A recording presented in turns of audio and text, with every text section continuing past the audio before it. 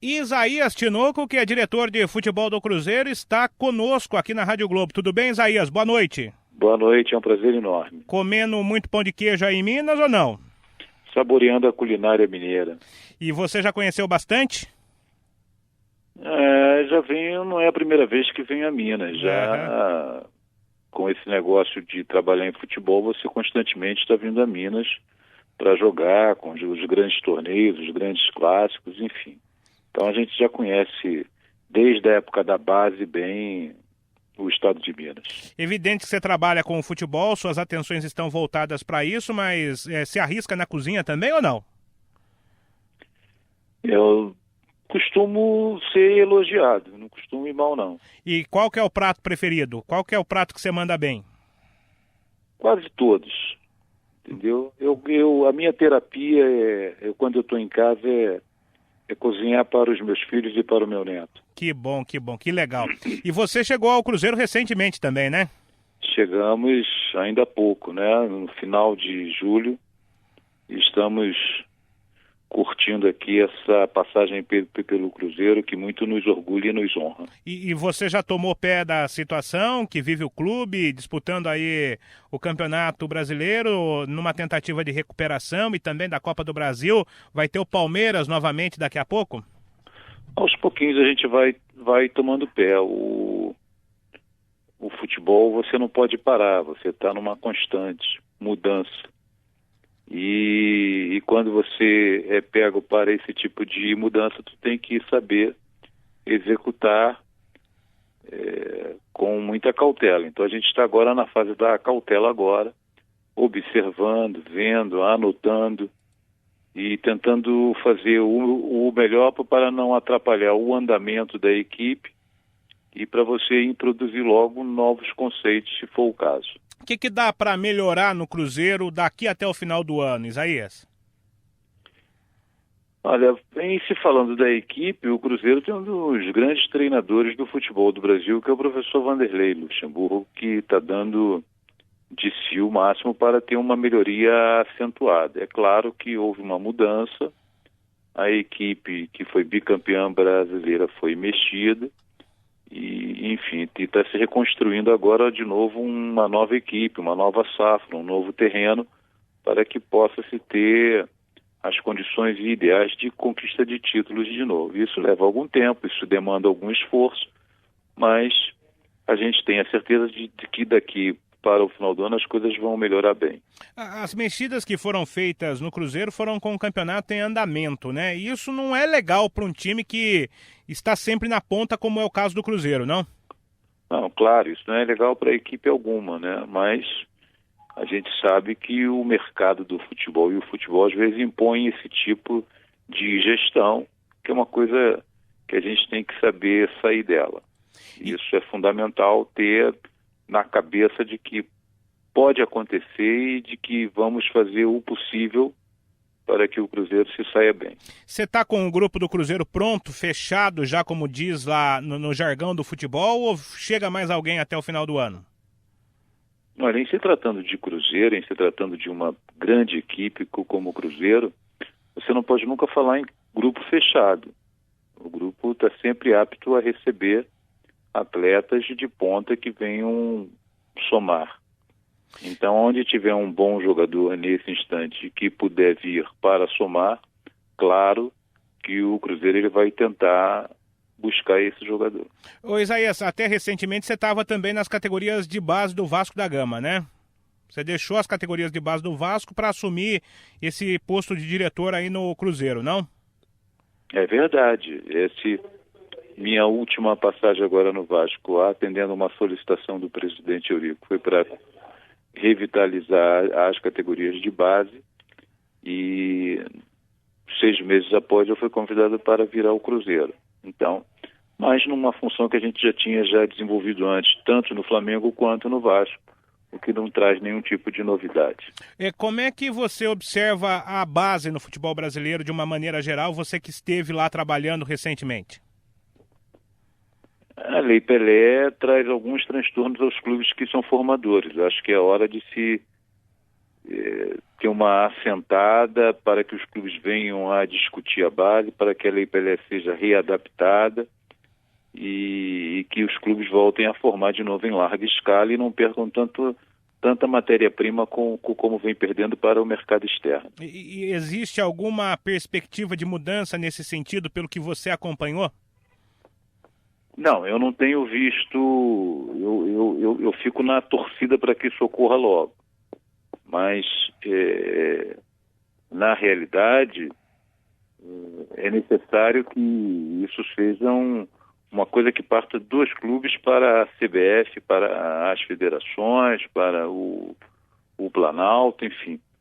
É fundamental que a matéria-prima fique no Brasil para você formar. Hoje está saindo jogador de 8 anos, de 10 anos, 11 anos, e você está perdendo a matéria-prima. E aí não vai ter como formar um pouco mais à frente, principalmente dentro das características do Brasil, do modo brasileiro de jogar. Ô Isaías, para o nosso ouvinte que não tem um contato, né, com essa parte do futebol, que é o começo, que é a formação, a gente também não fala, eu faço a meia-culpa porque a gente pouco fala sobre isso também. Como é que é o relacionamento desses jogadores que são formados ou que estão chegando a um clube de futebol com a diretoria desse clube? Porque a gente observa que jogadores são que nem pizza, né? Eles são muito fatiados. 20% pertence ao pai, outros 10% ao próprio jogador, 40% ao empresário. E o clube fica com uma pequena fatia desse jogador. Como é que, se eu tenho um filho, quero levar ele para uma escolinha de um grande clube do futebol brasileiro, um clube formador, como é que isso, como eu devo proceder? Você tem que ter a certeza de que você não vai resolver a sua vida e nem a vida da sua família num prazo de meses ou principalmente anos. Tem que levar a algum lugar onde a criança seja potencializada, onde se faça um trabalho sério, onde se tenha o compromisso com a formação e fundamentalmente do desenvolvimento técnico. Fundamentalmente. E aí você vai estar dando um grande passo. E em São Paulo tem muitas equipes que são formadoras em nível de excelência.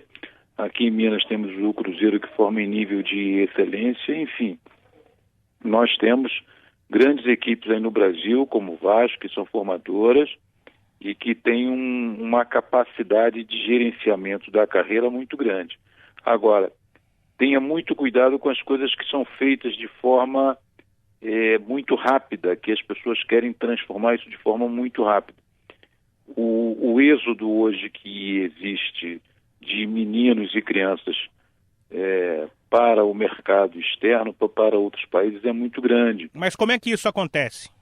Acontece que hoje eles usam um artifício de contratar a família do menino para ir trabalhar, e aí se a família vai, o filho ele tem que ir. Mas já tem um intermediário nessa situação, então, né?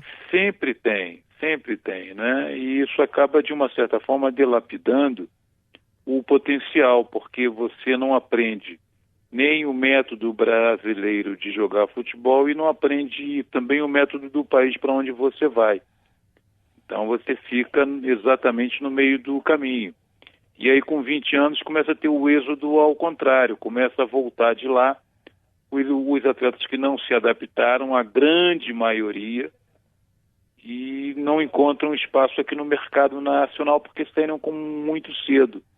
Então esse é um prejuízo muito grande e que o que o legislador tem que se preocupar em tomar pé de novo, alterar a Lei Pelé para que volte os clubes a terem a grande marca, a grande chancela da formação.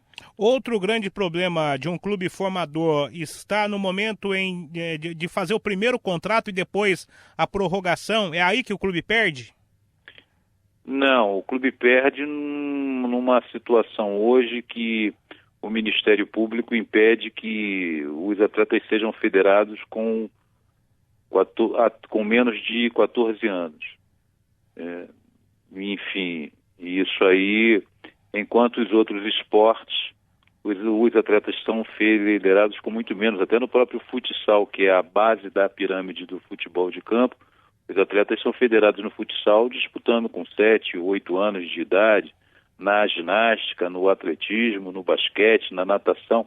Só no futebol é que o Ministério Público ele interviu, naturalmente, por algum motivo que eu não conheço, e obrigou que só pode se federar o jogador aos 14 anos. Então, até 14 anos, o jogador é livre. Ele pode ir para onde ele quiser, porque anualmente ele fica livre. E aí o clube perde a chancela da formação. Economicamente, mudando um pouquinho do assunto, como é que está o Cruzeiro e como é que você observa o futebol brasileiro? O Cruzeiro é um gigante do futebol brasileiro. O Cruzeiro é um dos melhores clubes, um dos clubes mais aparelhados. Pode ir num instante em que financeiramente tem algum problema, mas não me foi passado isso, mas economicamente é um clube muito forte. Um clube que tem um patrimônio invejável, talvez um dos maiores ou maior patrimônio de clube do país. Então o Cruzeiro, nesse aspecto, vai muito bem. Teve uma brilhante campanha nos 2 anos anteriores, que foi bicampeão brasileiro. Teve depois que reformular o seu elenco e agora está se preparando de novo para um novo episódio de conquistas. E como é que você vê o momento econômico do futebol brasileiro de uma forma geral? Com algumas ressalvas, né? O futebol brasileiro vem carente, vem sofrendo, vem passando por uma dificuldade muito grande, e evidentemente que isso fruto da política, da economia, enfim, como todos os segmentos sentem, mas eu considero ainda um dos grandes formadores e um grande mercado ainda é o mercado do futebol. O patamar de ganho no futebol brasileiro, ele tende a diminuir bastante com essa crise ou não, Isaías? Vai ter que se reajustar, né? A medida provisória está aí, os clubes vão ter que se reorganizar, vão ter que fazer os seus ajustes, e aí evidentemente que todo o sistema vai sofrer alteração. E falando do Cruzeiro de uma forma geral, que disputa aí o Brasileiro e a Copa do Brasil. A Copa do Brasil é um desafio imediato do Cruzeiro ou a recuperação no Brasileiro é mais importante? Quando você está num clube como o Cruzeiro, um clube de ponta, você tem que considerar sempre todas as hipóteses. A torcida ela quer conquistas, então você não pode abrir mão de nenhuma conquista ou de nenhum certame em função do outro. Então, você tem que se preocupar com a reabilitação no Brasileiro e tem que se preocupar sim com a Copa do Brasil. Não dá para ser diferente. Você gostou desse sistema de sorteio da Copa do Brasil, Isaías? É o que eu posso dizer, que eu estranhei um pouco, né? Mas tudo que é feito para beneficiar, eu acho que a gente tem que estar aberto a esse tipo de mudança, sim. Mas, enfim, já gerou alguma polêmica, mas futebol sem polêmica não é futebol. Muito bem, nós estamos conversando com Isaías Tinoco, que é o diretor de futebol da equipe do Cruzeiro. Muito trabalho até o final do ano aí, Isaías? Graças a Deus. Enquanto tiver trabalho, é senão que a gente está na vitrine. Então, muito trabalho e graças a Deus trabalhando num clube como o Cruzeiro, que tem uma expertise de ganhar títulos e de formação muito grande. Então, nessa questão da formação, como é que está trabalhando o Vanderlei Luxemburgo com os garotos? É um dos grandes lançadores de jogador do país, né? Sempre vai na base para buscar, para ver, incentivar, revitalizar. Existe um projeto dele de verticalizar o time e a sequência toda do futebol, da mais baixa categoria até o principal, da menor categoria até o principal. Tá o Vanderlei aí de novo revitalizando do jeito que fez em todos os clubes onde ele passou.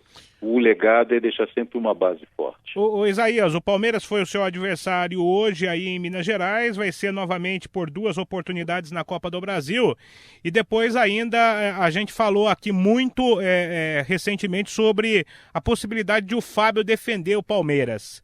Isso existe? Você já renovou com o Fábio? Qual que é a situação, afinal de contas? O Fábio está em processo de renovação. está conversando, já tivemos várias reuniões com os representantes dele, com o representante dele, que é o Dr. João. Está em processo de renovação. A tendência é que ele fique no Cruzeiro. Agora o Palmeiras tem lá uma pessoa, o diretor do Palmeiras, que conhece muito bem o Cruzeiro, aliás, foi muito gentil comigo, ligou para mim quando eu cheguei. Eu não acredito que ele iria conversar com o Fábio antes de ter uma definição do Cruzeiro. Muito bem. Isaías, foi legal bater o papo contigo aqui, ficou esclarecido pontos importantes em relação à base do futebol, o que você pensa. O Cruzeiro realmente é um time muito importante, não vem numa campanha muito legal no Brasileiro, mas tem aí um turno inteiro para se recuperar e tem a Copa do Brasil também contra o Palmeiras. Valeu pela sua presença aqui na Rádio Globo. Obrigado, boa noite.